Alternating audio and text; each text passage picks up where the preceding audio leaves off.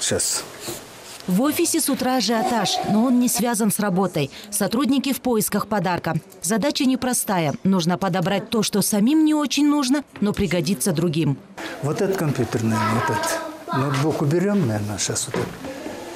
Выбор сделан. Компьютер не новый, не первой свежести и комплектующий. Зато он последней модификации, радуется Джапар. Не жалко, конечно. Детям надо же помогать. Осталось только упаковать компьютер и сообщить теперь уже бывшему его владельцу, что подарок нашли. Ну да, сейчас уже будет в курсе.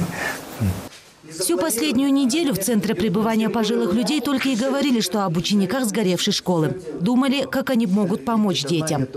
В школе нужны определенные оборудования, определенные, как говорится, вот офисная техника. Нужны там бумаги, в общем, книги нужны. Даже, понимаете, даже сейчас мел им и то будет это. Это нужный будет мел даже. Помощь, да. В связи с этим, вот от имени вас мы тоже дарим этой школе один компьютер. В ту ночь сельчане, живущие недалеко от школы, проснулись от криков о помощи. Но помогать было слишком поздно. Школа буквально на глазах превратилась в пепелище.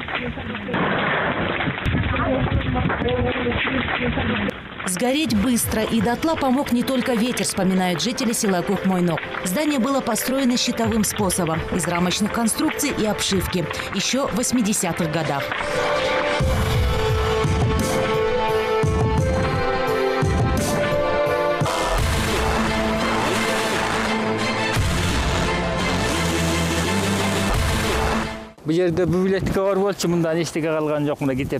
Вот здесь была библиотека. Все книги сгорели.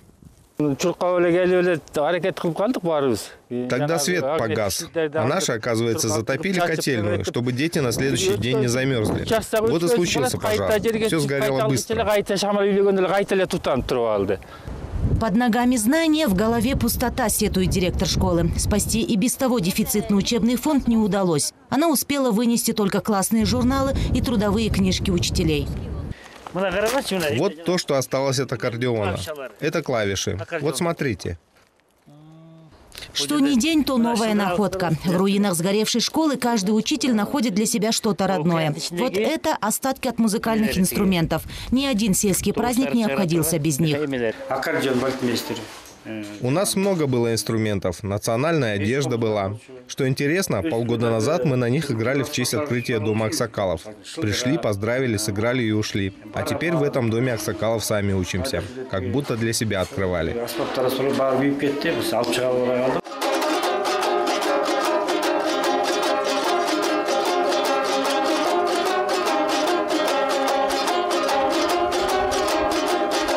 Аксакалов и пристроенные барачные дома чабанов. Теперь это школа. Учителя подлатали здание, где-то подбелели, приделали двери. Только щели не смогли заделать. Сквозняк. Вот печку топим. Теперь, правда, смотрим за огнем. Хватит нам того раза. Эту школу потеряем, тогда 90 учеников без уроков останутся. 14 учителей. А до соседней школы очень далеко. Вот сейчас уроки идут. Это 7 класс.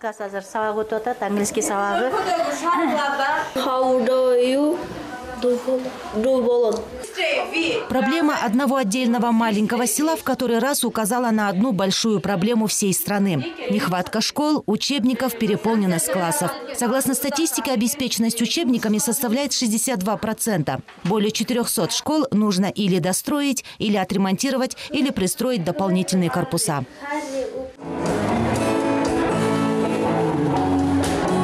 С миру по скрепке. Так решили поддержать и помочь ученикам села Кукмойнок интернет-пользователи. В соцсетях была объявлена благотворительная акция. Подключились правозащитники, студенты, музыканты.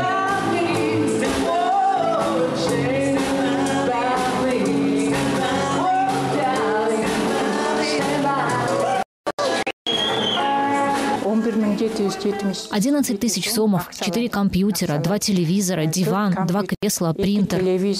В руках у женщины отчет по акции. В списке указано все, что принесли неравнодушные. От мягкой мебели до единственного маркера. Недостающие принадлежности, рассказывает Церга, уже решили собрать сами, на месте. Мы устраиваем марафон. Пригласили нашу администрацию из Сыкульской области, акимов районов. Думаю, человек 30 будет. Это ее первый благотворительный марафон. Над сценарием долго не думали. Акцент решили сделать на выпускниках и выходцев из села. Большая надежда на Улана Байгазиева. Он бизнесмен, работает в Казахстане. Он окончил эту школу. Пусть поможет, он же выпускник. Exercise 3, one page, 100. Тем временем уроки в школе Времянки продолжаются как обычно. 45 минут в 2 смены. В начале весны Министерство образования порадовало народ новостью. В республике будет построено 10 новых школ на турецкий кредит. Попало ли село Көкмойнок в список избранных, неизвестно. Но главное, говорят дети и учителя, в пик холодов они выжили от тепла и участия неравнодушных людей.